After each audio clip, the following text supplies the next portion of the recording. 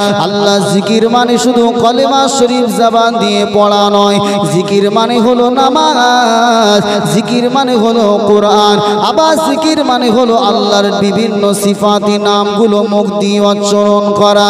আবার জিকির মানে হলো যে কাজ আপনি করছেন সেই কাজ করতে গিয়ে কোনো রকম ফাঁকি না মারা। সেই কাজ ফাঁকি মারলে আল্লাহ জানতে পারবে, আল্লাহ নারাজ হবে। এই ভয় ভীতি অন্তরে নিয়ে কাজটা সঠিকভাবে আদায় করা, ওটাও হলো আল্লাহ পাকের জিকির। জোরে বলুন সুবহানাল্লাহ। হে রাসূলুল্লাহ দিওয়ানারা, আমি উদাহরণ দেওয়ার জন্য আপনাকে একটু বোঝাই।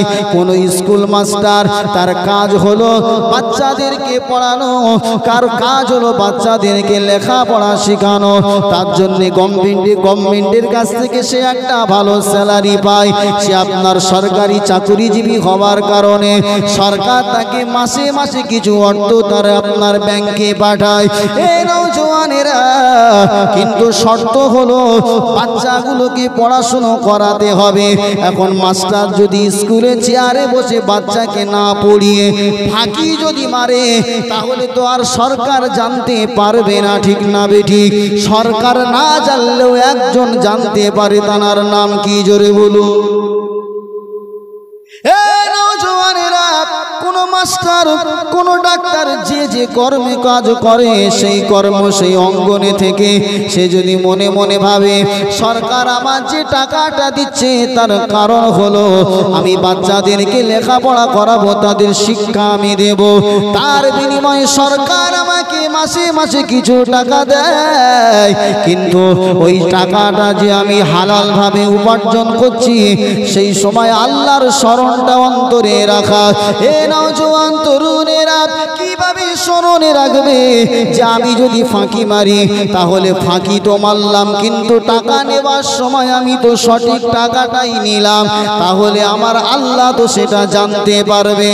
এ নওজওয়ানেরা, হে রাসূলুল্লাহ দিওয়ানারা, তাহলে ওই সময় আল্লাহ স্মরণটা অন্তরে রেখে কোনো বান্দা বান্দি যদি আল্লাহর ভয়ে সঠিকভাবে কাজটা করে, তার অর্থ উপার্জন হবে এবং আল্লাহর ভয় করে সঠিক দায়িত্বটা যে পালন করে পড়াশোনা করাবে, লেখাপড়া করাবে, ওটাও ওই মাস্টারের জন্য ইবাদত বলে গণ্য হয়ে যাবে। জোরে বলবেন না সুবহানাল্লাহ। কেউ দোকানে আছে, কেউ দোকানদারি করছে, দোকানের দিতে মাল দিতে গেলে আপনার ওজন করতে হয় না, হয় না? জোরে বলুন। তাহলে ওজনে যদি কেউ কম দেয়, মনে করেন ক্রেতা যে, সে বুঝতে না পারলেও একজন তো বুঝতে পারে, ঠিক না বেঠিক? জোরে বলুন। এখন আমি নামাজ পড়েছি, মাগরিবের নামাজ পড়ে দোকানদারি করতে গিয়ে আমার কাছে যে মাল কিনতে এসছে, আমি বিক্রেতা, ক্রেতাকে আমি অল্প একটু ওজনে কম দিলাম, কিসের জন্য? একটু লাভবান হওয়ার জন্যে। তার মানে আপনার এই মাগরিবের নামাজটা সঠিকভাবে হয় নাই। যদি আপনি আল্লাহর ভয়ে সত্যি নামাজটা আদায় করতেন, তাহলে কখন আপনি ওজনে আর কম দিতে, জোরে বলুন, পারতেন না। ওই যে আল্লাহর ভয়, আমি যদি ওজনে কম দিই কেউ বুঝতে পারবে না, কিন্তু কে বুঝতে পারবে? আল্লাহ। ওই যে আল্লাহর নামটা অন্তরে রাখা, ওটাও একটা জিকির। একবার জোরে বলুন সুবহানাল্লাহ।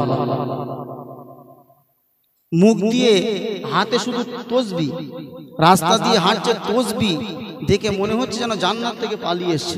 কি ভালো মানুষ, মুখে এত বড় দাড়ি, এত বড় জুব্বা, আবার দেখো কি করছে, সুদের কারবার করছে। আস্তাগফিরুল্লাহ বলবেন না? এত বড় মুখে দাড়ি, হাতে তসবিহ, ওজনে মাল দেওয়ার সময় কম দিচ্ছে। তা তোমার ওই নামাজ, তসবিহ টানা, ওই জিকির কোনো কাজে আসবে? একবারও তসবিহ আপনি টানলেন না, কিন্তু ওজনে মাল দেওয়ার সময় আপনি আল্লাহর কথা স্মরণ রেখে ক্রেতাকে ঠকালেন না, ওটাই হচ্ছে আপনার জন্য জিকির, ওটাই আপনার ইবাদত। একবার জোরে বলুন সুবহানাল্লাহ। ভাই আমার, তাছাড়াও মৌখিক কিছু জিকির আছে। আপনি চাষ করছেন, মাঠে কাজ করছেন, দোকানে কাজ করছেন, অবসর টাইমে বসে আছেন, আল্লাহর নবী বলেছেন নেকি উপার্জন করার অনেক সঠিক রাস্তা আছে, সোজা রাস্তা আছে। বলে দেব? এই জামদানি মুসলমানরা শুনতে চান? অল্প সময়ে আপনার লাভজনক ব্যবসা আল্লাহ পাক কোরআনুল কারীমের ভিতরে একটা প্রশ্ন বান্দাকে করেছেন। আল্লাহ পাক কোরআনের ভিতরে জানিয়েছে, বিসমিল্লাহির রহমানির রহিম, ইয়া আইয়ুহাল্লাযীনা আমানু হাল আদুল্লুকুম আলা তিজারাতিন তুনজিকুম মিন আযাবিন আলীম তুমিনুনা বিল্লাহি ওয়া রাসূলিহি ওয়া তুজাহিদুনা ফি সাবিলিল্লাহি বিআমওয়ালিকুম ওয়া আনফুসিকুম যালিকুম খায়রুল লাকুম ইন কুনতুম তা'লামুন। হে নওজওয়ান তরুণেরা, হে রাসূলুল্লাহর আশিকেরা, আল্লাহ পাক বলছেন ইয়া আইয়ুহাল্লাযীনা আমানু, হে ঈমানওয়ালারা, হাল আদুল্লুকুম আলা তিজারা, ও বান্দা বান্দিরা, আমি আল্লাহ তোমাদেরকে এমন একটা লাভজনক ব্যবসার কথা বলে দেব না, তুনজিকুম মিন আযাবিন আলীম। হে বান্দারা, যে ব্যবসা যদি তোমরা করতে পারো, আমি আল্লাহ জানিয়ে দিলাম কঠিন আযাব থেকে তোমরা পরিত্রাণ পাবে। জোরে বলুন সুবহানাল্লাহ। আল্লাহ বলছেন হাল আদুল্লুকুম, আল্লাহ প্রশ্ন করছেন কাকে? জোরে বলুন, বান্দাকে। হাল আদুল্লুকুম আলা তিজারা, যে বান্দা আমি কি তোমাকে একটা এমন লাভজনক ব্যবসার কথা বলে দেব না যে ব্যবসাটা করলে তুনজিকুম, বেঁচে যাবে তোমরা, মিন আযাবিন, আযাব থেকে, আলিম মানে হলো বড়, কঠিন আযাব থেকে তোমরা বেঁচে যাবে, এমন একটা লাভজনক ব্যবসার কথা কি আমি আল্লাহ বলবো না? আপনারা কি বলছেন? আল্লাহ জিজ্ঞাসা করছেন যে বান্দা বলবো, আপনারা কি বলছেন? জোরে বলেন। জি, আমাদের তাফসীর কিতাবে ক্লাসে যখন হুজুররা পড়াতেন যে হাল আদুল্লুকুম, আল্লাহ জিজ্ঞাসা করছে মানে কোরআনের কথা কার কথা? আর জোরে বলছেন না কেন? একটু জোরে আওয়াজ দেন। কোরআনের কথা মানেই হচ্ছে কার কথা? আল্লাহর কথা। একবার জোরে বলুন সুবহানাল্লাহ। সেই জন্য কোরআনুল কারীম তেলাওয়াত করা সওয়াব, কোরআনুল কারীম শোনা সওয়াব, কোরআনুল কারীম চোখ দিয়ে দেখাও সওয়াব। একবার জোরে বলুন। কেন? ওর ভিতরে যে কথাগুলো লেখা আছে একদম সঠিক কথা, ওর ভিতরে মিথ্যার কোনো অবকাশ নাই। একবার জোরে বলুন সুবহানাল্লাহ। আল্লাহ পাক কোরআনে সেটা চ্যালেঞ্জ করেছেন, যালিকাল কিতাবু লা রাইবা ফি হুদাল লিল মুত্তাকিন। আল্লাহ বলছেন এমন একটা কিতাব আমি আল্লাহ তোমাকে দিয়েছি, লা রাইবা, যার ভিতরে কোনো রকম সন্দেহের অবকাশ নাই। একবার জোরে বলুন সুবহানাল্লাহ। হুদাল লিল মুত্তাকিন, আর দুনিয়া জমিনে যারা মুত্তাকিন তাদের জন্য এই কিতাবটা হচ্ছে হেদায়েতের একটা গাইড বুক। একবার জোরে বলুন। আল্লাহর কোরআন, আল্লাহর কোরআনের কথাই ভুল ধরবে এমন কোনো মায়ের লাল পৃথিবীতে ছিল না, বর্তমান নেই, আর আগামী ভবিষ্যতে কোনোদিন আর আসবে। জোরে বলুন না। আল্লাহ কোরআনের ভিতরে সূরা বাকারা 1 নম্বর পারার ভিতরে আল্লাহ চ্যালেঞ্জ করেছেন, ওয়া ইন কুনতুম ফি রাইবিন মিম্মা নাযালনা আলা আবদিনা ফাআতু বিসূরাতিন মিন মিসলি। আল্লাহ বলেছিল মক্কার মানুষেরা, তোমরা যদি বলো যে মুহাম্মদ কোরআন বানিয়ে বানিয়ে বলছে, সেই চ্যালেঞ্জটা আজও পৃথিবীতে আল্লাহ 2025-এর মানুষকেই বলছে যে শিক্ষিত মানুষ তোমরা যারা কম্পিউটারের যুগে বসবাস করছো, অ্যান্ড্রয়েড ভার্সন চালাচ্ছ, তোমরা যারা কম্পিউটার চালাও, অ্যান্ড্রয়েড মোবাইল চালাও, নেট চালাও, তোমরা যারা স্যাটেলাইট সব কিছু বোঝো, আল্লাহ পাক যেন 2025-এর এই শিক্ষিত সমাজকে আল্লাহ চ্যালেঞ্জ করছে, যদি তোমরা বলো যে এই কিতাবটা আল্লাহর পক্ষ থেকে আসেনি, তাহলে কোরআন শরীফ পুরো আনতে হবে না, ফাআতু বিসূরাতিন মিন মিসলি, একটা কোরআনের মতো সূরা তৈরি করে এনে দেখাও। কোরআনের এই চ্যালেঞ্জ 1500 বছর হয়ে গেছে, পৃথিবীর কোনো মায়ের লাল কোনো সন্তান এই চ্যালেঞ্জ আজও গ্রহণ করতে পারে নাই। জোরে বলুন, আরো জোরে বলে। আর এটা পৃথিবীতে আপনি একজন মুসলমান, আপনি প্রাউড মনে করেন, নিজেকে গর্বিত ভাবেন, কেন? যে আপনার কাছে আল্লাহর কিতাব আছে। জোরে বলুন সুবহানাল্লাহ। পৃথিবীতে যত আসমানি কিতাব আছে, রামায়ণ বলেন, মহাভারত, আমি কোনো ধর্মগ্রন্থ ছোট করে বলছি না, এখান থেকে 200 বছর আগে যে রামায়ণ ছিল, আজকে বর্তমানে আপনি খুঁজে যদি দেখেন কিছু না কিছু পরিবর্তন তার ভিতরে ধর্মগুরুরা নিয়ে এসেছেন, কিন্তু আল্লাহর কোরআন, যেটা আপনার উসমানী সহিফা, আল্লাহ রসুলের ইন্তেকালের পরে হযরত উসমান হুজুর যে কিতাবটা আমাদের কাছে এখন আছে, উসমান রাদিয়াল্লাহু তাআলা আনহু এই কিতাবটা তিনি এত সুন্দর করে সাজিয়েছিলেন। সেই কিতাব 1500 বছর আগেকার কোরআন আপনি ভারতের জমিনে নিয়ে আসেন, মালয়েশিয়া থেকে কোরআন আনেন, বাংলাদেশ, পাকিস্তান, তুর্কিস্তান, যেখান থেকে পৃথিবীর যেখান থেকে কিতাব আনেন, এনে কিতাবগুলো একত্রিত করে সূরা ফাতিহা থেকে নাস পর্যন্ত পড়েন, আল্লাহর কসম করে বলছি প্রত্যেকটা কোরআনের ভিতরে আপনি এক কথা পাবেন, একটা চুল পরিমাণ এদিক ওদিক পাওয়া যাবে না। কেন? এটা হচ্ছে আল্লাহর কিতাব কোরআন। একবার জোরে বলুন। এই কোরআনটা পৃথিবীর কোনো মানুষ সংরক্ষণ করেনি। এই কোরআন আল্লাহ নাজিল করেছেন, ইন্না নাহনু নাযালনা যিকরা ওয়া ইন্না লাহু লাহাফিজুন। আল্লাহ বলছেন কোরআনটা আমি নাজিল করেছি, এর সংরক্ষণের দায়িত্ব আমি আল্লাহ নিয়েছি। আরো জোরে বলবেন না, আরো জোরে বলবেন না সুবহানাল্লাহ। ভাই আমার, কোরআন সংরক্ষণ কিভাবে হচ্ছে? ইউটিউব ফেসবুকের মাধ্যমে নয়, কোরআন সংরক্ষণ করছে আল্লাহ অন্তরে বান্দার সিনায় গেঁথে দিয়ে। একটা জোরে বলে। 100 পৃষ্ঠা মুখস্থ করে রাখা মানুষের পক্ষে সম্ভব? কথা বলছেন না কেন?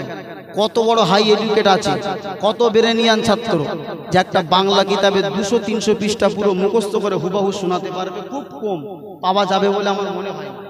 আছে কি? কিন্তু একটা বাচ্চা ছেলে মাত্র 9 বছর 10 বছরের বাচ্চা, তাকে বসিয়ে দেন, সূরা ফাতিহা শুরু করবে, নাস পর্যন্ত পড়বে। 114 খানা সূরা, 6666টা আয়াত আল্লাহ পাক কোরআন তার অন্তরে গেঁথে দিয়েছেন। কেন? কোরআনটা আল্লাহ পাকের কিতাব। জোরে বলুন সুবহানাল্লাহ। এটা কিয়ামত পর্যন্ত কোরআন কেউ মিটিয়ে দিতে পারবে? আরো জোরে বলুন, পারবে? পারবে না।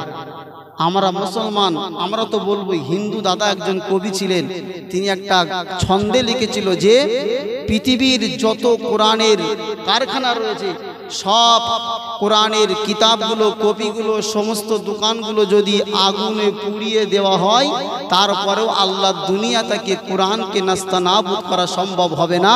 কেননা দুনিয়ার জমিনে কোটি কোটি কোরআনের হাফেজ মওজুদ আছে। একবার জোরে বলুন সুবহান। কটা কোরআন পড়াবে, কটা কোরআন পুড়িয়ে দেবে, একটা হাফেজ বসবে, আবার একটা কোরআন তৈরি হবে। জোরে বলবেন না সুবহান। এটা হচ্ছে আল্লাহর কোরআনের একটা বৈশিষ্ট্য, একটা মুজিজা। তো বাবাজি আমার, সেই জন্য আমি বলছিলাম যে আল্লাহর কোরআন এমন একটা কিতাব যেটা চোখ দিয়ে দেখলেও কি হয়? সব হয়।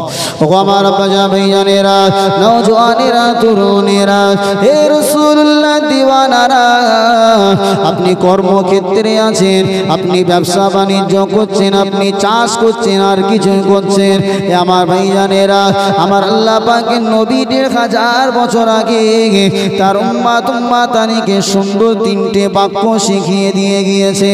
হে রাসূলুল্লাহ দিওয়ানারা, আল্লাহ পাক বলেছেন কালিমাতা, আল্লাহ নবী বললেন কালিমাতানি হাবিবাতানি ইলার রহমান। হে নওজোয়ান তরুণেরা, আল্লাহ নবী বললেন দুটো কলিমা এমন রয়েছে, দুটো বাক্য এমন রয়েছে যেটা আল্লাহর কাছে অতি পছন্দনীয়, আল্লাহর কাছে বড় পছন্দনীয় বাক্য। আল্লাহ পাকের নবী বলেছেন খফিফাতানি আলাল লিসান, কিন্তু জবান দিয়ে পড়তে বড় আসান। সাকিলাতানি ফিল মিজান, আল্লাহ নবী বললেন ওগো আমার সাহাবেরা শোনো, কিন্তু মিজানের দাড়ি পাল্লায় যখন ওই বাক্য দুটো যখন ওজনের জন্য রাখা হবে, সাকিলাতানি ফিল মিজান, মিজানের পাল্লা বড় ভারী হয়ে যাবে। আল্লাহ নবী এবারে বাক্য দুটো সাহাবায়ে কেরামকে শিখিয়ে দিলেন, সুবহানাল্লাহি ওয়া বিহামদিহি সুবহানাল্লাহিল আযীম। জোরে বলবেন না সুবহান। সুবহানাল্লাহি ওয়া বিহামদিহি সুবহানাল্লাহিল আযীম। এই দুটো বাক্য পড়তে 1 বছর সময় লাগলো তো নাকি? কথা বলে না। 1 বছর সময় লাগলো। কত সময়? খুব জোর হলে 2 থেকে 3 সেকেন্ড, 5 সেকেন্ড ধরুন। তাহলে 5 সেকেন্ডের ভিতরে আপনি যে তাসবিহটা পড়েছেন সুবহানাল্লাহি ওয়া বিহামদি সুবহানাল্লাহিল আযীম, 5 সেকেন্ডের ভিতরে হবে না? হবে না? জোরে বলুন। আল্লাহর নবী বলেছেন এই দুটো বাক্য যখন মিজানের পাল্লায় রাখা হবে, বান্দার মিজানের পাল্লা অটোমেটিক ভারী হয়ে যাবে। জোরে বলুন, আরো জোরে বলুন। তাহলে আপনি ব্যস্ত, আপনি অধিক ব্যস্ত, আপনার ব্যবসা, আপনার বেশি সময় ইবাদত করার টাইম আপনার কাছে নাই, কিন্তু সেই অপশন আল্লাহর নবী আপনার কাছে দিয়ে যাননি। জোরে বলুন। আপনি বসে আছেন, 1 ঘন্টা সময় পেয়েছেন, 1 ঘন্টার ভিতরে আপনি যদি কোরআনের 2টো পৃষ্ঠা তেলাওয়াত করেন, প্রত্যেকটা অক্ষরে অক্ষরে আল্লাহ পাকের নবী বলেছেন 10টা করে সওয়াব। আরো জোরে, আর সুবহানাল্লাহি ওয়া বিহামদিহি সুবহানাল্লাহিল আযীম এটা পড়লে আল্লাহ পাকের নবী বলেছেন সমুদ্রের যত ফানা, সমুদ্রে যখন ঢেউ আসে সেখান থেকে একটা ফানা তৈরি হয়, গেজা হয় না, হয় না? সেই গেজা কতটা সেটা কি বান্দা গুনতে পারবে? জোরে বলুন। ওই সমুদ্রের ফানা, সমুদ্রের গেজা যত পরিমাণ, সমপরিমাণ সওয়াব আল্লাহ বান্দার নামায় আমলে দেবে এবং মিজানের পাল্লা আল্লাহ বান্দার ভারী করে দেবে। জোরে বলুন। ওগো আমার বাজা ভাইজানেরা, তাহলে আপনি দুনিয়ার জমিনে যে কাজই করবেন না কেন, দুনিয়ার জমিনে আপনি যে কাজটাই করবেন, যদি আপনার নিয়াতটা যদি ঠিক থাকে, ওই কাজটাই আল্লাহ পাক ইবাদত বলে গণ্য করে দেবে। জোরে বলুন সুবহানাল্লাহ। একটা সুন্দর উদাহরণ আপনাকে দিলে বান্দা বুঝতে পারবেন, ভাইরা বুঝতে পারবেন। কোন আল্লাহ পাকের বান্দা নতুন ঘর নির্মাণ করবে, বাড়ি তৈরি করছে, বাড়ি তৈরি করবার সময় যদি আল্লাহ পাকের ওই বান্দা মনে মনে নিয়াত করে, আমি এই ঘরের জানালাটা এই দিকে আমি রাখবো, কেননা জানালাটা এই দিকে যদি রাখি তাহলে মসজিদ থেকে যখন আজানের ধ্বনি ভেসে আসবে আমার কর্ণকুহরে পৌঁছে যাবে। এ আল্লাহর বান্দা শুনে রাখো, আজান শুনবার জন্য আপনি ঘর করলেন, আপনার ইচ্ছা মিটে গেল, আপনি ঘর করলেন, আপনার সমস্যার সমাধান হলো। আজান শুনবেন বলে যে জানালাটা আপনি রেখে দিয়েছেন, আল্লাহর কসমে শুধু ঘর করার সময় নিয়াত করে জানালাটা যদি আপনি রাখেন, ওই ঘরে শুয়ে শুয়ে আপনার সব কাজ মিটবে। আর ওই জানলাটা থাকার কারণে আল্লাহ অটোমেটিক আপনার নামায় আমালে আল্লাহ সওয়াব দিতে থাকবে। যেটা বলবেন না? তাহলে ঘর করেও, নিজের ঘর করেও সব অর্জন করার সুযোগ আছে না নাই? আছে না নাই? শুধু একটু মনটা স্থির করা, নিয়াত করা, এই জানলাটা এখানে রাখলে আমি আজানটা ভালো শুনতে পাবো, ব্যাস। আল্লাহ আপনার মনের ইচ্ছা জানে না, জানে না? আপনার ঘর হয়ে গেল। আর ওই জানলাটা রাখার কারণে, জানলা তো আপনি এমনিও রাখতেন, জানলা ঘরে রাখতে হয় না, হয় না? কিন্তু আপনি রেখেছেন নিয়াত করে, এই নিয়াতে, ব্যাস। এই ঘরটা করার কারণেই আল্লাহ পাক আপনার সওয়াব দেবেন। জোরে বলুন। নওজোয়ান তরুণেরা, আল্লাহ পাক রব্বুল আলামিন এই জন্য জানিয়েছেন, বান্দা ফাইজা কাদাইতুম মানাসিকাকুম ফাযকুরুল্লাহা কাযিকরিকুম। আল্লাহ পাক বলেছেন, বান্দা যখন নামাজ পড়া হয়ে যাবে, নামাজটাও একটা জিকির, নামাজের বাইরে আরো কিছু জিকির আছে। আল্লাহ পাক বলেছেন, কিয়ামান দাঁড়িয়ে দাঁড়িয়েও আল্লাহ জিকির করা যায়। জিকির মানে লা ইলাহা ইল্লাল্লাহ, শুধু এটা নয়। জিকির মানে শুধু কোরআন পড়া, এটা নয়। আল্লাহ জিকির মানে সর্বহালাতে আল্লাহর নামটা অন্তরে যে স্মরণ রাখে, স্মরণ রাখে, ইয়াদ রাখে, আল্লাহর ভয়তে গুনাহের কাছ থেকে বিরত থাকে, ওটাও হলো এক ধরনের জিকির। একবার জোরে বলুন সুবহানাল্লাহ। এ রাসূলুল্লাহ দিওয়ানারা, আপনি বাজারে বাজার করতে গিয়েছেন, বাজার করতে গিয়ে আপনি একটা ফল কিনছেন, একটা সবজি কিনছেন। আপনার সবজি তো বাজারে গেলে কিনতেই হয়, ঠিক না বেঠিক? সবজিটা কিনবার সময় আপনি বিসমিল্লাহির রহমানির রহিম বলে সবজিটা যদি কিনে নেন আর নিয়াত করেন, সবজিটা আমি নিয়ে যাব আমার জনম দুঃখিনী মা, যে আমাকে 10 মাস 10 দিন গর্ভে রেখে আমাকে লালন পালন করেছে, বড় করেছে, ওই মা আমার নিয়ে যাওয়া সবজিটা খাবে। আহারে আমার মা কত খুশি হবে। মায়ের খুশি, মায়ের রাজিতে আমার আল্লাহ বড় রাজি হয়ে যায়। এই জামদানি বাবাজিরা, আপনি সবজি কিনলেন, আপনার সবজি তো কিনবার দরকারই ছিল, শুধুমাত্র বিসমিল্লাহ বলে কিনলেন আর নিয়াত করলেন আপনার মা খাবে। আপনার স্ত্রীর মুখে আপনি তুলে দেবেন, মায়ের খাওয়ানো স্ত্রীর মুখে আপনার ওই সবজিটা তুলে দেওয়া আপনার পয়সা খরচটা যদি আল্লাহর খুশি করবার নিয়াতে কিনে নিয়ে যান, ওই পয়সাটা দান করার সওয়াব আল্লাহ আপনার নামায় আমলে লিখে দেয়। তাহলে বাজার তো আপনার করতেই হয়, ঠিক না বেটি? মাছ কিনছেন, গোশ কিনছেন, টাকা খরচ হচ্ছে না? হচ্ছে না?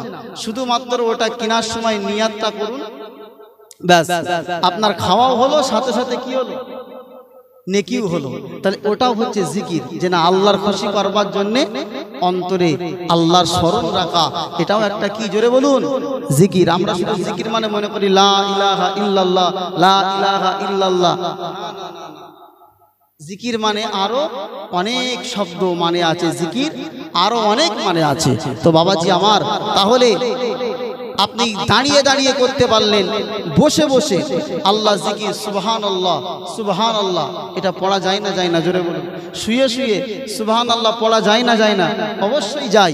তো আপনি শুয়ে বসে দাঁড়িয়ে যে অবস্থায় থাকেন আল্লাহ জিকির করে আল্লাহ রাজি করতে পারবেন। জোরে বলুন সুবহান। একটু দরুদ শরীফ আল্লাহুম্মা সাল্লি আলা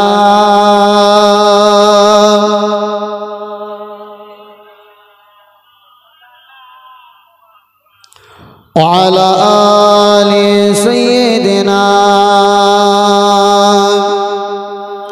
ভাইরা একটু আগিয়ে আসবেন, বাবাজিরা একটু আগিয়ে আসেন না, পিছনে আমার বাইরে দাঁড়িয়ে আছে, এই সামনেতে এত জায়গা পড়ে আছে, একটু আগিয়ে আসেন। মাইকের আওয়াজ অসুবিধা হচ্ছে? ও আচ্ছা আচ্ছা ভাই, একটু বক্সটা ঘুরিয়ে দাও তাহলে, হ্যাঁ এইদিকে করে দাও, তাহলে কানে লাগছে। দরুদ শরীফ আল্লাহুম্মা, অতটা নয়, হ্যাঁ ব্যাস ব্যাস, সাল্লি আলা। এবারে সমস্যা কমেছে, একটু আগিয়ে আসেন। ওয়ালা আলি সাইয়্যিদিনা।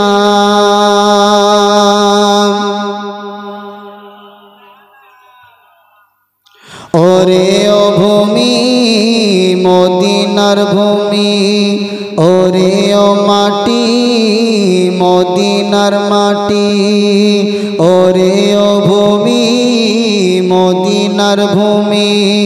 আমার দিকে করে দাও, যদি অসুবিধা হয় আমার দিকে করে দাও। ওরে ও মাটি মদিনার মাটি, দুই দিকে দুই সাথী হাই, বিচখানে আমার নবী জিন্দা শুয়ে রয়। জোরে বলুন সুবহানাল্লাহ। জামদানির মুসলমান, আপনাদের সুবহানাল্লাহ বলা কি বারণ আছে নাকি? তো এটি এতগুলো মানুষ আপনারা এসেছেন, একটু মোহাব্বত করে বলুন না সুবহানাল্লাহ। এমন আওয়াজ দিচ্ছেন যেন জোরে দিলেই ব্যাংকের থেকে টাকা কাটছে, কি অবস্থা। মুসলমানদের আওয়াজ একটু জোরে হওয়ার দরকার, ঠিক না বেঠিক? জোরে বলুন। আমাদের একটা ঐতিহ্য আছে না নাই? কথা বলছেন না কেন? আরে কথা বলেন। মুসলমানদের একটা ঐতিহ্য আছে না নাই? মুসলমান কিছু পারুক আর না পারুক অন্তত জোরে আওয়াজটা দিতে পারে। কথা বলছেন না কেন?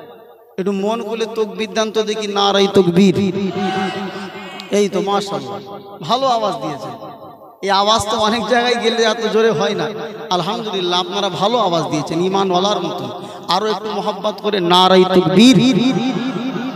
আলহামদুলিল্লাহ। তাহলে একটু মন খুলে সুবহানাল্লাহ বলা যাবে তো? জোরে বলুন সুবহানাল্লাহ। কিসের জন্য বলতে বললাম? আমার নবী কবরের ভিতরে জিন্দা না মুর্দা? আরো জোরে বলুন। জিন্দা, সেটা সাক্ষ্য প্রদানের জন্য যারা যারা এই বিশ্বাস করেন তারা শুধু সুবহানাল্লাহ বলবেন, যারা বিশ্বাস করেন না বলতে হবে। ওরে ও ভূমি মদিনার ভূমি, ওরে ও মাটি মদিনার মাটি, দুই দিকে দুই সাথী হাই, বিচখানে আমার নবী জিন্দা শুয়ে রয়। মাশাআল্লাহ। আরো জোরে বলুন সুবহানাল্লাহ, আরো চিল্লে বলুন সুবহানাল্লাহ। যেতে যদি পারতাম আমি সোনার মদিনায়, সালাম আমি দিতাম গিয়ে নবীজির রওজায়। কার কার নবীর রওজায় যেতে ইচ্ছা আছে একটু হাত তুলে দেখান তো দেখি। আল্লাহ কবুল করেন, সকলে বলুন আল্লাহুম্মা আমিন। অনেকে কিন্তু হাত তুলেন, অনেকে বলছে আমার যা পয়সা আমি কি করে যাব। আরে নিয়াত করবার কথা হচ্ছে আপনার, নিয়ে জানে ওয়ালা কে? জোরে বলুন আল্লাহ। আফ্রিকার একটা লোকের ভিডিও একদম সোশ্যাল মিডিয়ায় ভাইরাল হয়েছে। আপনার কি বলবো, গরিব একেবারে গ্রাম্য পরিবেশে একটা বসবাসকারী সাংবাদিকদের ড্রোন ক্যামেরা আছে, দেখেছেন তো? মানে যেটা উপরে মানে আপনার উড়ে উড়ে যেটা ছবিগুলো কভার করে, ড্রোন ক্যামেরা। সেই ড্রোন ক্যামেরা দিয়ে কোনো সাংবাদিক আফ্রিকার কোনো একদম গ্রাম্য অঞ্চলে তারা ভিডিও করছিল। করতে করতে কোনো কারণবশত খারাপ হয়ে ওই ড্রোনটা গিয়ে একটা একদম গ্রাম্য লোকের বাড়ির সামনে পড়েছে।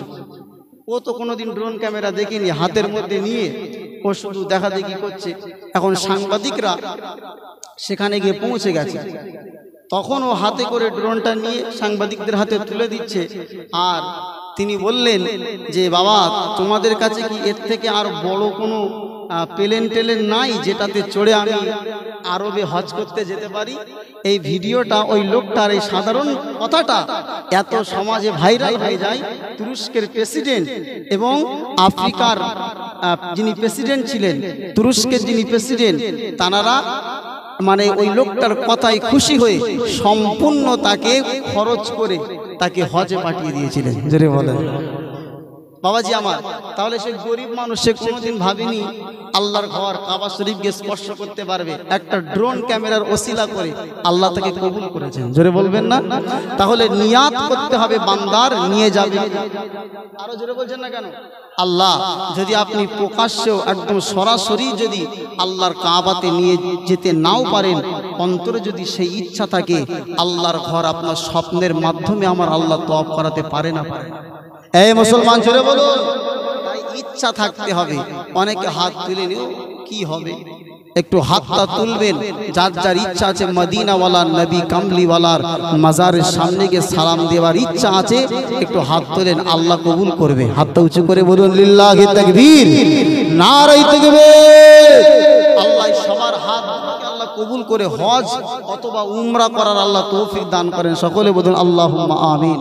কবি তার মনের আরজু তুলছেন, যেতে যদি পারতাম আমি সোনার মদিনায়, সালাম আমি দিতাম গিয়ে নবীজি রওজায়। যেতে যদি পারতাম আমি সোনার মদিনায়, সালাম আমি দিতাম গিয়ে নবীজি রওজায়। মদিনার ওই ধুলাবালি পাই যদি সামনে আমি, মদিনার ওই ধুলাবালি পাই যদি সামনে আমি, মাখতাম আমি পেলে পরে সুরমা বলে হায়।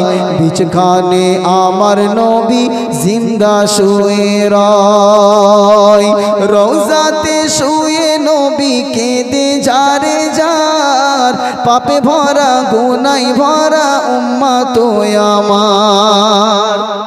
এটা আওয়াজ দিয়ে বললেন না? আপনি নবীকে মনে রাখেননি, কিন্তু কামলিওয়ালা নবী আমার আজ উম্মতি মুহাম্মাদির জন্য কবরে কাঁদেন। জোরে বলুন সুবহানাল্লাহ। তাই কবি লিখছেন, রওজাতে শুয়ে নবী কেঁদে যারে যার, পাপে ভরা গুনাই ভরা উম্মত আমার। কিয়ামতের দিনে নবী করবেন যে রুনাজারি, কিয়ামতের দিনে নবী করবেন যে রুনাজারি, আল্লাহর দরবারে নবী পড়ে সেজদায়। জোরে বলবেন না সুবহানাল্লাহ। বিছখানে আমার নবী জিন্দা শুয়ে রয়, ওরে ও ভূমি মদিনার ভূমি, ওরে ও মাটি মদিনার মাটি, দুই দিকে দুই সাথী হায়। বিছখানে আমার নবী জিন্দা শুয়ে রয়। আল্লাহুম্মা সাল্লি আলা সাইয়্যিদিনা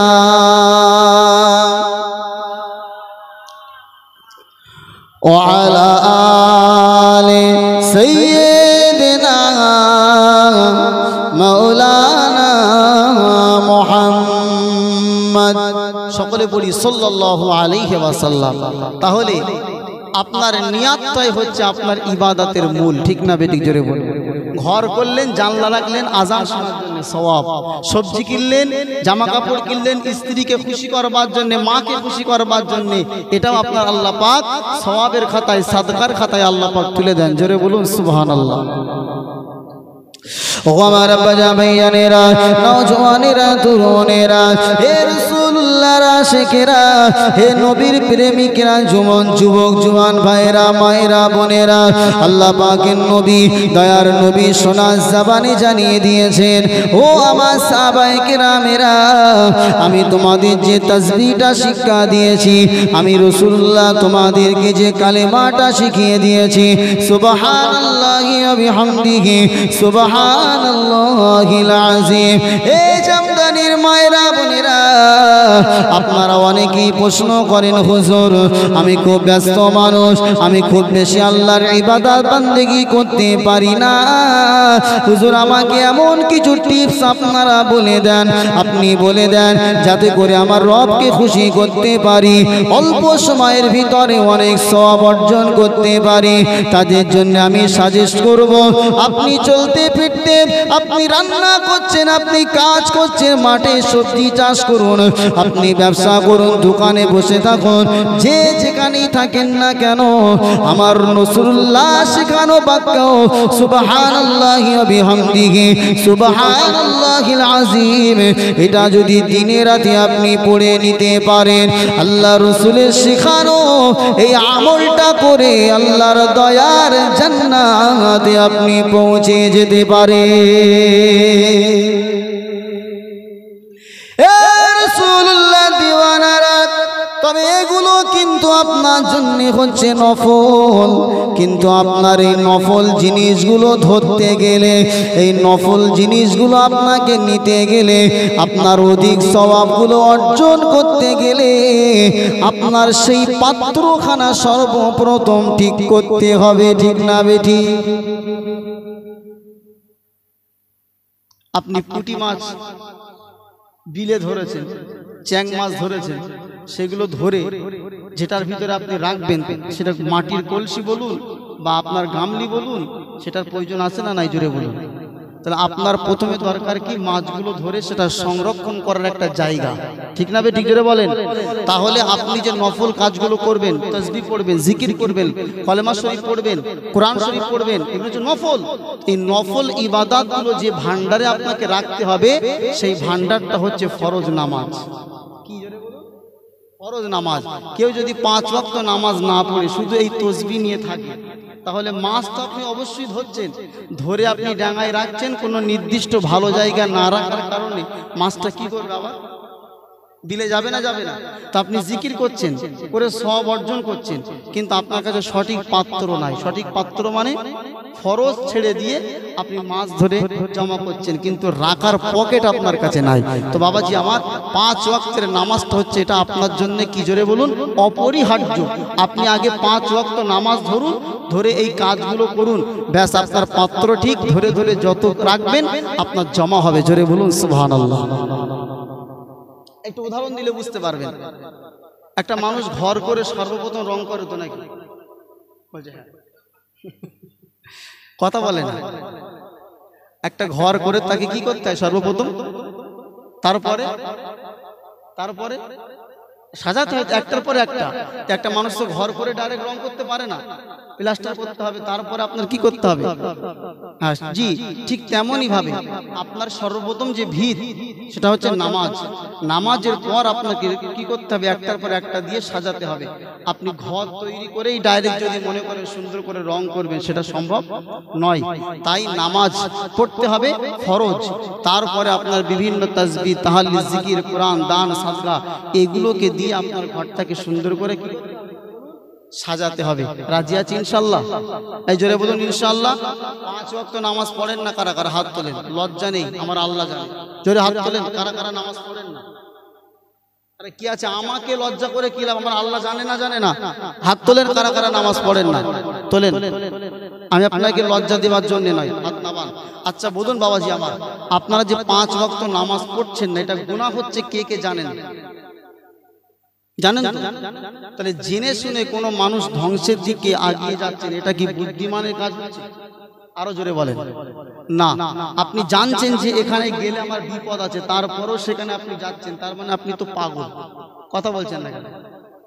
একটা যার জ্ঞান থাকে না, বুদ্ধি থাকে না, সেই তো জানার পরে আগুনে হাত দেয়, সেই তো জানার পরে কি করে? ধ্বংসের দিকে এগিয়ে যায়। আর অনেক মানুষের বুদ্ধি থাকবার পরেও কন্ট্রোল করতে পারে না, তার মানে তার বুদ্ধি তখন আর কাজ করে না, সেই জন্য আত্মহত্যা করে অনেকে। কথা বলছেন না কেন? বুদ্ধি ছিল কিন্তু বুদ্ধিটা কাজে লাগাতে পারেনি, তার মানে যে কাজটা করেছে সে বুদ্ধি না নিয়েই করেছে। ঠিক না বেটি? সঠিক বুদ্ধি থাকলে সেই সময় ওই কাজটা করতো না। তাহলে আপনি জানছেন যখন ফরজ নামাজ না পড়লে আমি গুনাহগার হব, তারপরেও আপনি যে পড়ছেন না, তার মানে আপনি বুদ্ধিমান কখনো।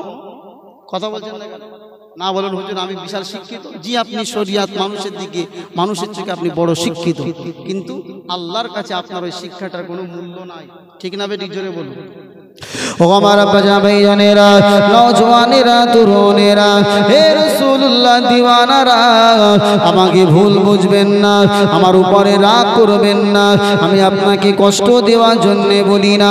আল্লাহর কসম, মনে বড় আফসোস হয়, মনে বড় দুঃখ হয়। কোরআনের চশমা যখন চোখে লাগিয়ে দেখা যায়, সমাজের 100 মানুষ থাকলে 95টা মানুষ বেনামাজি হয়ে আল্লাহর নাফরমান হয়ে যারা দুনিয়া জমিনে ঘুরে বেড়ায়।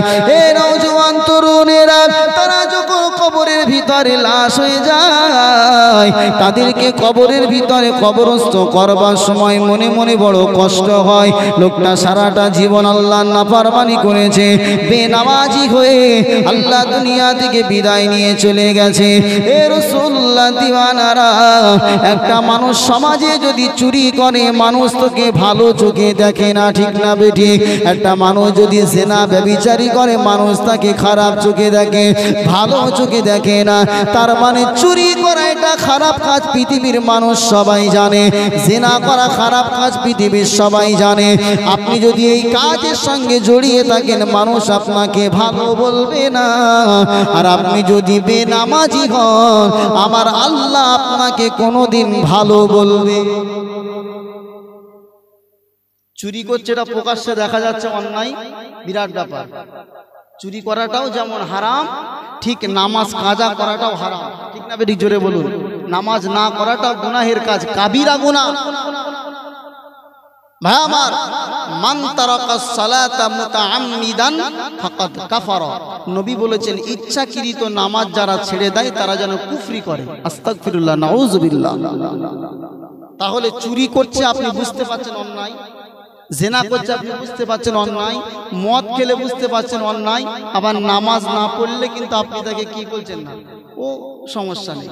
তো বাবাজি আমার, নামাজ না পড়াটাও হচ্ছে একটা অন্যায় কাজ। তাই আমরা প্রত্যেকেই নিয়াত করব যে 5 ওয়াক্ত নামাজ পড়বো। সকলে বলুন ইনশাআল্লাহ। আরো জোরে বলুন ইনশাআল্লাহ। আল্লাহ তৌফিক দান করেন। সকলে বলুন আল্লাহুম্মা আমিন। ও আমার বাজা ভাইজানেরা, নওজওয়ানেরা, তরুণেরা, তাহলে আল্লাহ জিকির আমাকে আপনাকে সর্ব অবস্থায় করতে হবে।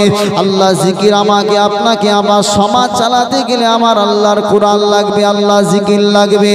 আল্লাহ পাক রব্বুল আলামিনের দ্বীন কায়েম করবার ক্ষেত্রে আল্লাহর কোরআনের প্রয়োজন আছে, আল্লাহ জিকিরের প্রয়োজন আছে। জিকিরের আর একটা মানে হলো আল কোরআন।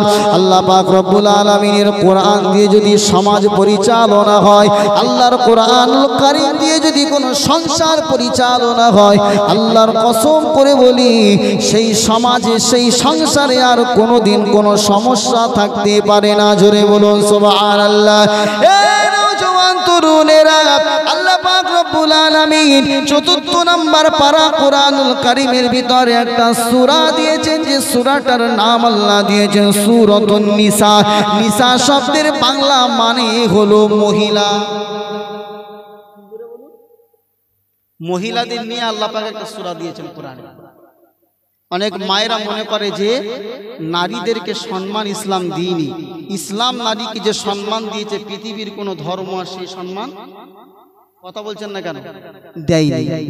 বাবাজি আমার, আল্লাহর কোরআন দিয়ে যদি কোনো সংসার চলে, কোনো বাপ যদি আল্লাহর কোরআন মেনে যদি আপনার নিজের মিরাস বন্টন করে, আপনার ছেলেদের যে প্রাপ্য কোরআনের ভিতরে বলা হয়েছে 2 ভাগ, সেটা 2 ভাগ দেবে। মেয়েদের বলা হয়েছে 1 ভাগ, 1 ভাগ দেবে।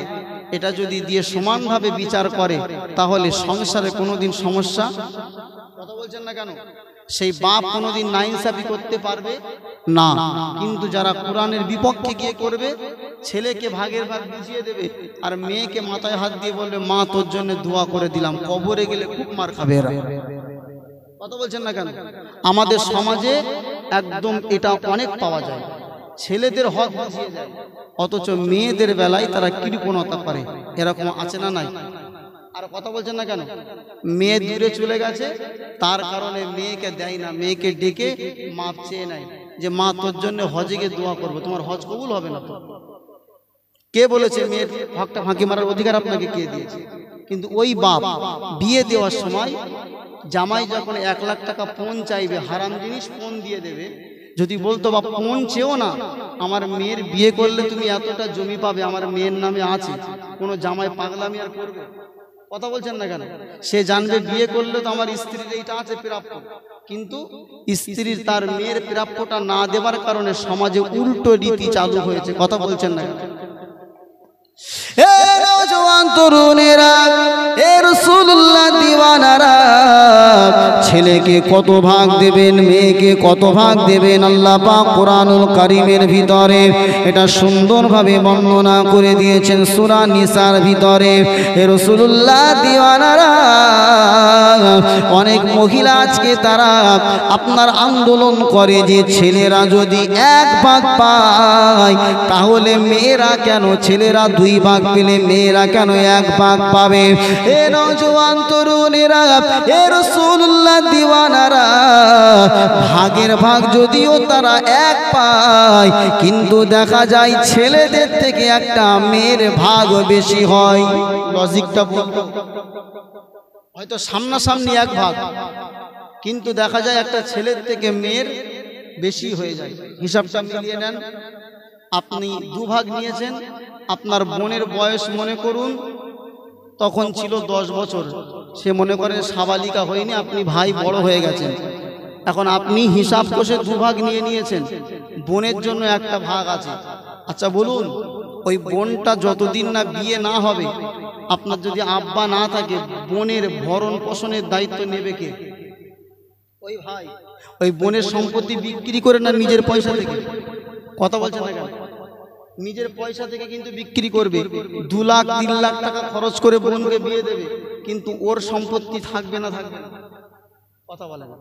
ওর যে প্রাপ্য সম্পত্তি সেটাকে আপনি হাত দিচ্ছেন, তার প্রাপ্য সম্পত্তি তার থেকেই যাচ্ছে, ওটা আপনি হাত দিতে পারবেন না। আপনি যেটা করছেন এটা হচ্ছে আপনি ভাই হওয়ার কারণে বোনের দায়িত্ব পালন করছে, ওটা আপনাকে করতেই হচ্ছে। আপনার বোনকে বিয়ে দিলেন, দেওয়ার পরে বোন যখন আপনার বাড়িতে আসবে, আপনার দুলাভাই আসবে, তখন তার খরচা, তার জামা কাপড় আপনি দিতে হবে না, হবে না? ঈদের সময় দিতে হবে না, হবে না? 5 বছর এভাবে যা গিয়েছে, আবার 5 বছর পরে তার জমিটা ঠিক পেয়ে যাচ্ছে, তাহলে লাভটা কার? কথা বলছেন না কেন? ভাই কিন্তু সারা বছর সব খরচ করছে, কিন্তু তার জমি কিন্তু তার জায়গায় রয়েই গেছে, ঠিক না বেটি? জোরে বলুন। আল্লাহর সিদ্ধান্ত এত সুন্দর সূক্ষ্ম, এখানে সুই চালাবার কোনো জায়গা নাই।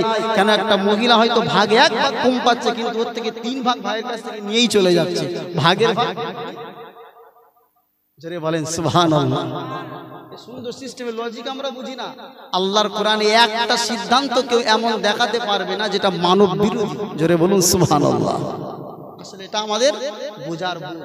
তাই কোরআন দিয়ে যদি সমাজ চলে, কোরআন দিয়ে যদি রাষ্ট্র চলে, তাহলে আর এই পুলিশের দরকার হবে না পাহারা দেওয়ার জন্য। কোরআন যদি আমাদের রাষ্ট্রে চলে যায়, আলহামদুলিল্লাহ, আল্লাহ শুকর, কোরআনের বরকতে মানুষ নির্ভয়ে সবকিছু ফেলে রেখে ঘুমাবে। জোরে বলুন সুবহানাল্লাহ। কিন্তু এখানে তো সম্ভব নয়, আমাদের এখানে সম্ভব। জাস্ট এটা কোরআনের বরকতের কথা আমি বলছি। আরব কান্ট্রিতে যারা গেছে তারা দেখেছেন, নামাজের সময় হয়ে গেলে তখন স্বর্ণের দোকানদারেরা কোনো লোকজন ছাড়াই নামাজ পড়তে আসে। ওখানে কেউ চুরি করতে যায়? জোরে বলুন না। চুরি করলে হবে কি? আল্লাহ পাক কোরআনের ভিতরে বলেছেন, ওয়াসারিকু ওয়াসারিকাতু ফাকতউ আইদিয়াহুমা। আল্লাহ বলেছেন যারা চুরি করবে, যদি ছেলে হয় মেয়ে হয়, তার হাত কেটে দাও। কার বিধান? জোরে বলুন আল্লাহর বিধান। আযানিয়াতু ওয়াযানি ফাজলিদু কুল্লা ওয়াহিদিন মিনহুমা মিয়াতা জালদা। যদি কোনো জিনা ব্যভিচারী কেউ করে, সে যদি অবিবাহিত হয় তাহলে 100 বেত্রা আঘাত করো, আর যদি বিবাহিত হয় তাহলে কোমর পর্যন্ত পুঁতি দিয়ে আপনি রজম করে মেরে ফেলেন। এই সিস্টেম যদি আপনার জামদানি গ্রামে থাকে, জেনা করতে গেলে 20 বার ভাববে, ঠিক না বেরি? জোরে বলুন, কথা বলছেন না কেন?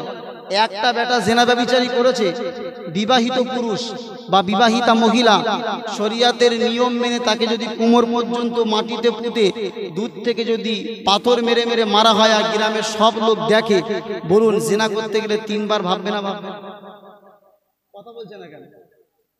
ভাববে মানে অবশ্যই ভাববে, কিন্তু সেই সিস্টেম আমাদের এখানে নাই। বরং যারা এই সমস্ত কাজ করে বেড়াচ্ছে তাদেরকে আবার কি করা হচ্ছে? সম্মানের সঙ্গে উচ্চ আসন দেওয়া হচ্ছে।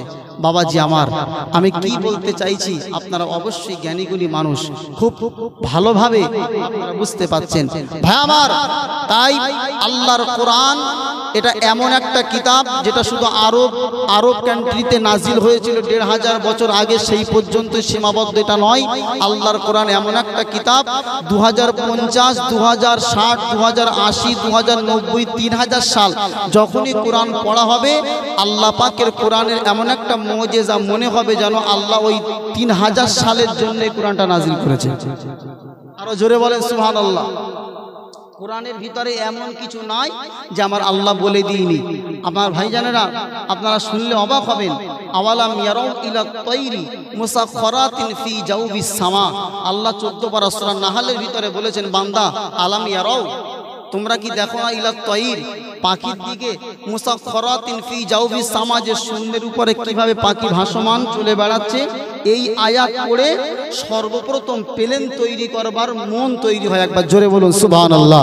যে পাখি যদি আকাশে শূন্যের উপরে ওড়ে, তাহলে মানুষও তখন আকাশে শূন্যে ভাসবার স্বপ্ন দেখলো, এবং সে স্বপ্ন আজকে সফল হয়েছে না? আরে কথা বলছেন না কেন? জি, প্লেন কিভাবে ল্যান্ডিং করবে সেটাও পাখির পাখার দেখেই হয়েছে। আপনি ইউটিউব খুলে দেখবেন যে কিভাবে তারা গবেষণা করেছিল। অবশ্যই সেই ভিডিও আপনারা আজও দেখতে পাবেন। আল্লাহর কোরআনকে গবেষণা করেই প্লেন তৈরি হয়েছে। একবার জোরে বলেন সুবহানাল্লাহ। তো ভাই আমার, এখান থেকে 2060-70 সালেও যখন যারা আরো শিক্ষিত হবে, কোরআনের আয়াতগুলো পড়ে তারা মনে করবে যে কোরআনের ভিতরে আল্লাহ পাক এই সমস্ত কথা সেই 1500 বছর আগে বলে রেখেছে আর আমরা জানতাম না। একবার জোরে বলবেন না সুবহানাল্লাহ। কল্যাণী নাম শুনেছেন? কল্যাণী, যেখানে এইমস তৈরি হয়েছে বাপ, ওখানে আমি গত একদিন আগে আমার মসজিদে একটা মিটিং হয়েছে। সেখানে একজন জেনারেল শিক্ষিত, খুব হাই এডুকেট, তিনি চাকরি পরীক্ষা দেওয়ার সাথে সাথে 8টা জয়েন্ট লেটার পেয়েছিল একসঙ্গে, আলহামদুলিল্লাহ, মুসলিম ছেলে। তো ভাই আমার, ডাক্তার, সে একজন হিন্দু ডাক্তার। সে আমাদের স্যারের কাছে বলছেন যে আপনার কাছে যদি বুখারী শরীফের কোনো ইংরেজি ভার্সন থাকে তাহলে আমাকে একটু দেন। কেন? উনি কোরআন শরীফ প্রতিনিয়ত পড়েন এবং তিনি বলেন আমি কোরআন শরীফ পড়ে বিভিন্ন রকম জ্ঞান অর্জন করি যেগুলো আমি অন্য কিতাবে বইতে পাই না। একবার জোরে বলুন। উনি চাইছেন যে হাদিস শরীফ পড়বেন, যে মুহাম্মদ সাল্লাল্লাহু আলাইহি সাল্লাম যে কথাগুলো বলেছেন, উনি বলছেন তোমাদের ধর্মগুরু মুহাম্মাদের কথা শুনলে যেন মনে হয় উনি একজন বড় গবেষক এবং বড় ইঞ্জিনিয়ার। একবার জোরে বলবেন না সুবহানাল্লাহ। ভাই আমার, আল্লাহ রসুলের কথায় তিনি বুখারী শরীফ ইংরেজি ভার্সন চাইছেন, কেন? তিনি পড়বেন তাই। তো বাবাজি আমার, মুসলমান আমরা কোরআন পেয়ে সেটাকে শুধু ওই শবে বারাতের দিন আর মানুষ মরে গেলে ব্যবহার করি, আর এই কোরআনকে গবেষণা করে মানুষ চাঁদে পৌঁছে যাচ্ছে। জোরে বলুন সুবহানাল্লাহ। ভাই, আমাদের এই অভাব হচ্ছে কি, কোরআনকে আমরা সেইভাবে চোখে দেখি না। কোরআনের একটা মানেও করতে পারি না। অনেক মুসলমান মানে তো দূরের কথা, পড়তেও তো পারি না। কথা বলছেন না কেন? অনেকে তো তেলাওয়াত করতেও পারি না। তো আমরা প্রত্যেকে আল্লাহর কোরআনকে তেলাওয়াত করা শিখবো। সকলে বলুন ইনশাআল্লাহ। আল্লাহ পাক তৌফিক দান করেন। সকলে বলুন আল্লাহুম্মা আমিন। বাবাজি আমার, আলোচনা আমি বেশি আর আগিয়ে নিয়ে যাব না। জিকিরের কথা বলছিলাম, সব সময় সর্ব অবস্থায় জিকির। জিকির যেমন নামাজ, জিকির যেমন হজ, জিকির যেমন কোরআন। আবার জিকির মানে হচ্ছে আল্লাহকে খুশি করবার জন্য পশু উৎসর্গ করা, কুরবানি। জোরে বলুন সুবহানাল্লাহ। আল্লাহ পাক কোরআনুল কারীমের ভিতরে জানিয়েছেন, বিসমিল্লাহির রহমানির রহিম, ইন্না আ'তাইনাকাল কাউসার ফাসাল্লি লিরাব্বিকা ওয়ানহার ইন্না শানিয়াকা হুয়াল আবতার। হে জামদানি মুসলমানেরা, হে আমার মায়েরা বোনেরা, আল্লাহ পাক কোরআনুল কারীমের ভিতরে স্পষ্ট জানিয়েছেন, বিসমিল্লাহির রহমানির রহিম, ইন্না আ'তাইনাকাল কাউসার। হে আমার প্যারা নবী, আমি আল্লাহ পাক আপনাকে কাউসার দান করেছি। আমি আল্লাহ পাক আপনাকে জানালাম কাউসার আমি আল্লাহ আপনাকে দিয়েছি, তার কারণে ফসল্লি লিরাব্বিকা ওয়ানহার। ওগো আমার নবী, আপনি নামাজ আদায় করুন, সাথে সাথে ওয়ানহার, আপনি আল্লাহর জন্য পশু কুরবানি করুন। জোরে বলুন সুবহানাল্লাহ। এই নওজোয়ান তরুণেরা, আল্লাহর রাস্তায় পশু কুরবানি করা, পশু উৎসর্গ করা, এটা হলো আমাদের ইব্রাহিম নবী আলাইহিস সালাতু ওয়াস সালামের সুন্নাত। একবার জোরে বলুন সুবহানাল্লাহ। আল্লাহ পাক রব্বুল আলামিনকে খুশি করবার জন্য, আল্লাহ রাজি করবার জন্য বান্দা যে পশুটা উৎসর্গ করে, কুরবানি করে, আল্লাহ পাক রব্বুল আলামিনের বান্দা কুরবানি করার সাথে সাথে জবাইকৃত পশুর রক্তটা জমিনে পড়ার আগে আগে আল্লাহর ওই বান্দার কুরবানিটা আল্লাহর দরবারে পৌঁছে যায়। এ নওজোয়ান তরুণেরা, এ রাসূলুল্লাহ দিওয়ানারা, কে কত টাকা দিয়ে আপনার পশু কুরবানি করলো আল্লাহ সেটা দেখে না, কে কত বড় বড় আপনার বড় পশু কুরবানি করলো আল্লাহ সেটা কখনো দেখে না। আল্লাহ কোরআনের ভিতরে জানিয়েছেন, লা ইয়ানালুল্লাহা লুহুমুহা ওয়ালা দিমাউহা ওয়ালাকিন ইয়ানালুহুত তাকওয়া মিনকুম। হে আমার বান্দা বান্দিরা, তোমাদের জবাইকৃত পশুর রক্তটা আমি আল্লাহ দেখি না, আমি জবাইকৃত পশুর গোশ আমি আল্লাহ দেখি না। ওয়ালাকিন ইয়ানালুহুত তাকওয়া মিনকুম, আমার বান্দাকে কতটা মন নিয়ে, কতটা তাকওয়া নিয়ে আমি আল্লাহ আমার রাস্তায় কুরবানি করে, আমি আল্লাহ সেটাই মাত্র দেখি। জোরে বলুন সুবহানাল্লাহ। এ নওজোয়ান তরুণেরা, আপনার পশুর দাম যদি 2000 টাকা হয়, আর আপনার নিয়াত থাকে 2000 টাকার পশুটা আমি আল্লাহর রাস্তায় দেব, আমার রবকে খুশি করাবো, আল্লাহর কসম 2000 টাকার কুরবানি আল্লাহর দরবারে কবুল হবে। আবার 2 লক্ষ টাকা দিয়ে পশু কুরবানি করেও তার নিয়াত যদি ঠিক না থাকে আল্লাহর দরবারে কবুল হবে। কবুল হবে না। কেন? আল্লাহ পশুর রক্তও দেখে না, আল্লাহ গোশও দেখে না। ওয়ালাকিন ইয়ানালুহুত তাকওয়া মিনকুম, আল্লাহ তার অন্তরের তাকওয়াটা দেখেন, যে আল্লাহ আমার বান্দা কতটা তাকওয়া নিয়ে পশু কুরবানি করছে। জোরে বলবেন সুবহানাল্লাহ। কেন? কুরবানির যে পশু সিস্টেমটা চালু হয়েছে ইব্রাহিম নবীর যুগ থেকে, ঠিক না বেঠিক? আল্লাহ পাক কোরআনুল কারীমের ভিতরে, আল্লাহ পাক রব্বুল আলামিন কোরআনুল কারীমের ভিতরে সূরা সফফাতের ভিতরে আল্লাহ জানিয়েছেন ইব্রাহিম নবী আলাইহিস সালাতু ওয়াস সালামের কথা। তাফসীর ইবনে কাসিরের ভিতরে এসেছে, আল্লাহ নবী ইব্রাহিম আলাইহিস সালাতু ওয়াস সালামের 82 বছর বয়স হয়ে গেছে। আল্লাহ পাক তাকে কোনো সন্তান দেয় না, আল্লাহর কাছে দোয়া চাই, ফরিয়াদ করে, রব্বি হাবলি মিনাস সালিহিন। এ নওজোয়ান তরুণেরা, আল্লাহ নবী ইব্রাহিম আলাইহিস সালাতু ওয়াস সালাম তিনি আল্লাহর কাছে প্রার্থনা করলেন, রব্বি হাবলি মিনাস সালিহিন, আল্লাহ আপনি আমাকে একটা নেক পুত্র সন্তান দান করুন। এ রাসূলুল্লাহ দিওয়ানারা, আল্লাহ পাক 82 বছর বয়সে আল্লাহ নবী ইব্রাহিম আলাইহিস সালাতু ওয়াস সালামের দোয়াটাকে কবুল করে নিয়ে আল্লাহ পাক শিশু ইসমাইলকে আমার আল্লাহ দান করেছিলেন। জোরে বলুন সুবহানাল্লাহ। ফাবাশশারনাহু বিগুলামিন হালিম, আল্লাহ পাক 82 বছর বয়সে শিশু ইসমাইলকে আমার আল্লাহ সুসংবাদ দিয়েছিলেন।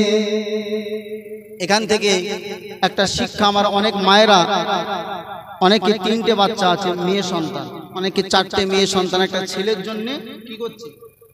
আশা করছে। অনেকে বলে হুজুরা তাবিজ করে দেন। আচ্ছা, যদি তাবিজ দিয়ে ছেলে সন্তান যদি দেওয়া যেত, তাহলে অনেক হুজুরের 7-8টা মেয়ে আছে, তো ওর তো আগে একটা ছেলে হওয়ার দরকার ছিল, ঠিক না বেঠিক? জোরে বলুন, কথা বলেন না? জি, তাবিজ আল্লাহর কালাম আপনি কাছে রাখতে পারেন কিসের জন্য? বরকতের জন্য। আল্লাহ চাইলে বরকতি কোরআনের ওসিলা করে দিতে পারে, কিন্তু এটা নয় যে দিলেই হবে। তাই হলে সব সমস্যার সমাধান হয়ে যেত। আল্লাহ নবী ইব্রাহিম আলাইহিস সালাম তিনি দোয়া করেছেন, আল্লাহ পাক 82 বছর বয়সে তার দোয়াটাকে কবুল করেছেন। একবার জোরে বলুন সুবহানাল্লাহ। তাহলে যে মায়েদের সন্তান ছেলে নেওয়ার ইচ্ছা আছে তারা আল্লাহর কাছে দোয়া করবেন এই দোয়াটা, রব্বি হাবলি মিনাস সালিহিন। আল্লাহ চাইলে তাদের পুত্র সন্তান দিতে পারেন।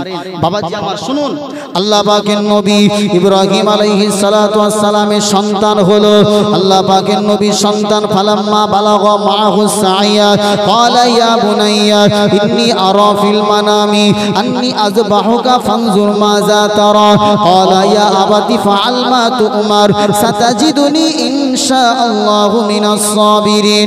এ নওজওয়ান তরুণেরা, আল্লাহর নবী ইসমাঈল আলাইহিস সালাম যখন আব্বার সাথে হাঁটতে শিখেছে, চলতে শিখেছে, এমত অবস্থায় আল্লাহ নবী ইব্রাহিম আলাইহিস সালাম তিনি স্বপ্নের ভিতরে দেখেন, ফালাম্মা বালাগা মাহু সাইয়া, তিনি স্বপ্নের ভিতরে দেখেন যে আমি ইসমাঈলকে যেন জবাই করছি। আল্লাহ কোরআনে সে কথাটা তুলে ধরেছেন। আল্লাহ নবী ইব্রাহিম গিয়ে ইসমাঈলকে বলে, ইয়া বুনাইয়া, হে আমার প্রিয় সন্তান, আমার কলিজার টুকরা ইসমাঈল, ইন্নী আরা ফিল মানামি, আমি গত রাত্রে স্বপ্নের ভিতরে দেখলাম, আন্নী আযবাহুকা, আমি তোমাকে জবাই করছি, ফানজুর মাযা তারা, এ বেটা ইসমাঈল তুমি এবার তোমার অভিমতটা আমার সঙ্গে বলো।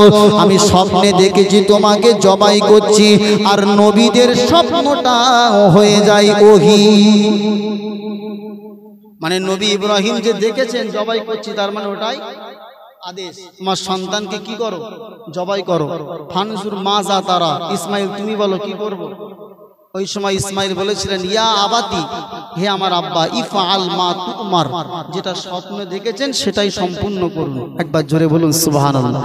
স্বপ্নে দেখি আমি গভীর রাতে করছি জবাই তোমার নিজের হাতে, স্বপ্নে দেখি আমি গভীর রাতে করছি জবাই আমি নিজের হাতে, প্রিয় পিতা আমার স্বপ্নে যা দেখেছো পূরণ করো, সবরকারী পাবে আমায়, সবরকারী পাবে আমায়।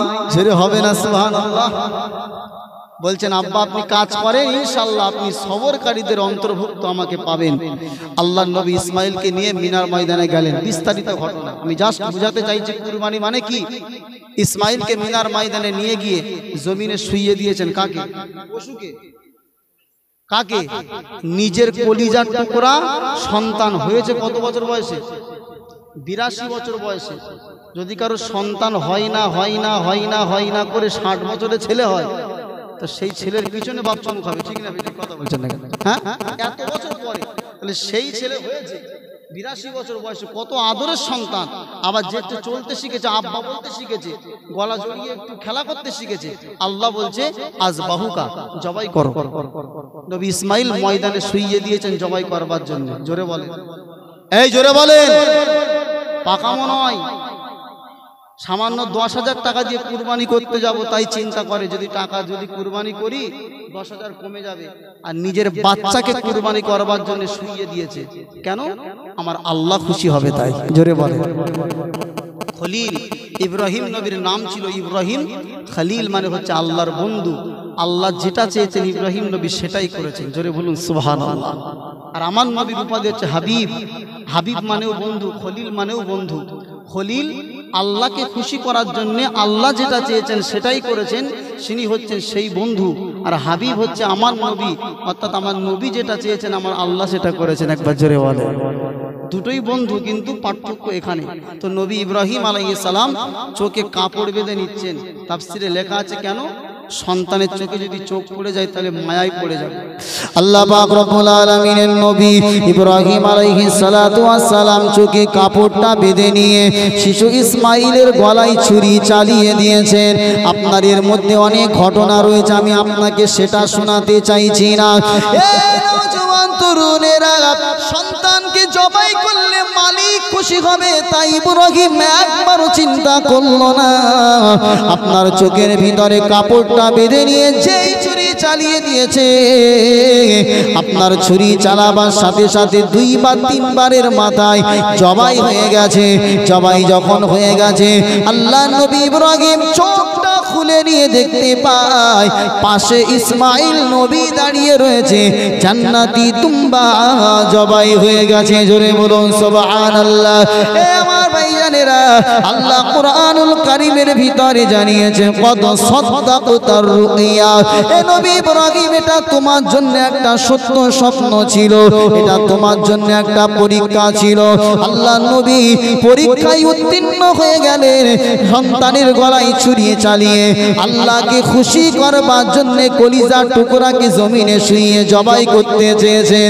আমার আল্লাহ পাক জিবরাইল আমিনকে ডাক দিয়ে বলেন, জিবরিল আর দেরি করো না, আমার খলিল দেখো নিজের কলিজার টুকরা সন্তানের গলায় ছুরি চালিয়ে দেয়। আমার নবী ইব্রাহিম আমার পরীক্ষায় উত্তীর্ণ হয়ে গেছে, যাও জান্নাত থেকে দুম্বাটা নিয়ে আমার ইসমাইলের জায়গায় শয়ন করিয়ে দাও। জোরে বলুন সুবহানাল্লাহ। নওজওয়ান তরুণেরা, আল্লাহ পাক মান্দার অন্তরটা দেখতে চায়। আল্লাহ পাকের ইচ্ছা ছিল না যে ইসমাইল জবাই হয়ে যাক, কুরবানি হয়ে যাক। আল্লাহ শুধু এতটুকুই দেখতে চেয়েছিলেন, আমার খলিল আমাকে বেশি ভালোবাসে না সন্তানকে বেশি ভালোবাসে। জোরে বলুন। তাহলে সেই জায়গায় সন্তান দিতে হবে না। আল্লাহ যদি আপনাকে টাকার মালিক করে, তাহলে আল্লাহ এটা পরীক্ষা যেন আপনাকে করতে চাইছেন যে আমার বান্দা টাকার বেশি ভালোবাসে না আমাকে বেশি ভালোবাসে। টাকা পয়সা গাড়ি বাড়ি সবার থেকে প্রিয় তো সন্তান, ঠিক না বেটি? জোরে বলুন, কথা বলছেন না কেন? সন্তানের উপর আর কিছু হতে পারে? সন্তান হচ্ছে বড় নিয়ামতের জিনিস, ঠিক না বেটি? তো বাবাজি আমার, সেই সন্তান আল্লাহকে খুশি করবার জন্য যদি কুরবানি করবার জন্য ময়দানে নিয়ে যেতে পারে, আমরা সেই আল্লাহর বান্দা হয়ে আল্লাহকে খুশি করবার জন্য 5,000 6,000 7,000 করে টাকা কুরবানির জন্য বার করতে পারবো? কথা বলছেন না কেন? সবার নয়, আল্লাহ যাদের অর্থ দিয়েছেন আমরা কেউ পিছু পা হব না, ইনশাআল্লাহ কুরবানিতে শরীক হব। সকলে বলুন ইনশাআল্লাহ। আল্লাহ খুশি হবে, আল্লাহ রাজি হবে। বাস আপনার কুরবানি হয়ে যাওয়ার পরে গোশ আপনি খাবেন না ফেলে দেবেন, কি করবেন, আল্লাহ পাক ওসব কিছু দেখবে? শুধু জাস্ট আপনার কুরবানি করা পর্যন্তই আপনার আল্লাহ অন্তরটা দেখে নেবেন। তো বাবাজি আমার, আমরা কুরবানি করেও আমার রবকে খুশি করতে পারবো। আমরা আলোচনা আর বাড়াবো না, 10টার ভিতরে শেষ করবার কথা ছিল, 51 হয়ে গেছে। আপনাদের কষ্ট হলো নাকি? কষ্ট হলো নাকি বাবাজি? দুঃখ পেয়েছেন? একটু দরুদ শরীফ। আল্লাহুম্মা সাল্লি আলা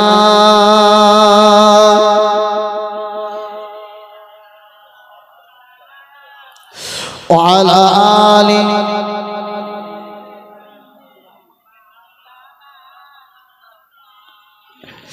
আমি লিখিব চিঠি দেব তোমায়, পাখি পৌঁছে দিও রওজায়। আমি লিখিব চিঠি দেব তোমায়, পাখি পৌঁছে দিও রওজায়। আমি থাকিব বসে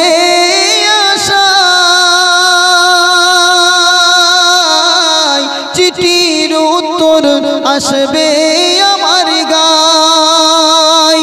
আমি লিখিব চিঠি দেব তোমায়, পাখি পৌঁছে দিও রওজায়। কবে আসবে মদিনার পায়গাম, গায়ে বাঁধব হাজিদের ঘেরাম। আমি ঘুরব মদিনার চারিপাশ, দু চোখে দেখব সবজে গুম্বাদ। জোরে বলুন সুবহানাল্লাহ, নারায়ে তাকবীর। আমি ঘুরব মদিনার চারিপাশ, দু চোখে দেখব সবজে গুম্বাদ। আমি লিখিব চিঠি দেব তোমায়, পাখি পৌঁছে দিও রওজায়। আল্লাহুম্মা সাল্লি আলা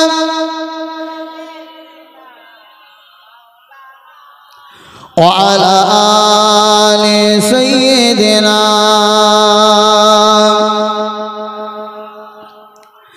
ভালোবাসার জায়গা মদিনা, ভালো লাগার জায়গা মদিনা।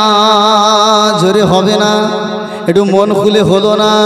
ভালোবাসার জায়গা মদিনা, ভালো লাগার জায়গা মদিনা।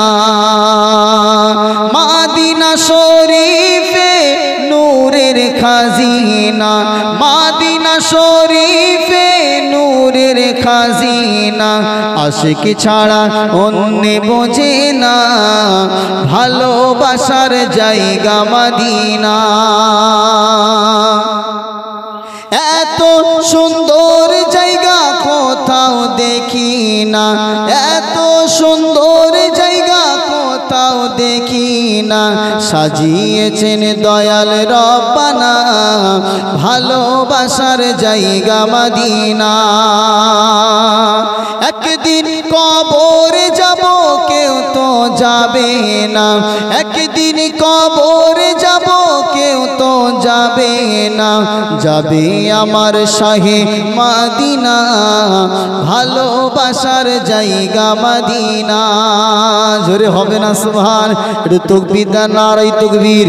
আরো জোরে বলেন নারায়ে তাকবীর। যতই দরুদ পড়ি তৃপ্তি মেটে না, যতই সালাম পড়ি তৃপ্তি মেটে না। সুন্নতে ওয়া শান্তি থাকে না ভালোবাসার জায়গা মদিনা, ভালো লাগার জায়গা মদিনা, ভালোবাসার জায়গা মদিনা। আল্লাহুম্মা সাল্লি আলা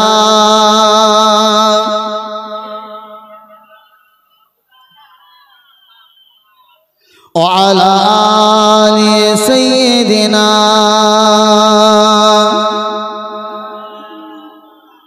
সাল্লাল্লাহু আলাইহি ওয়াসাল্লাম। যা কিছু বলেছি আল্লাহ পাক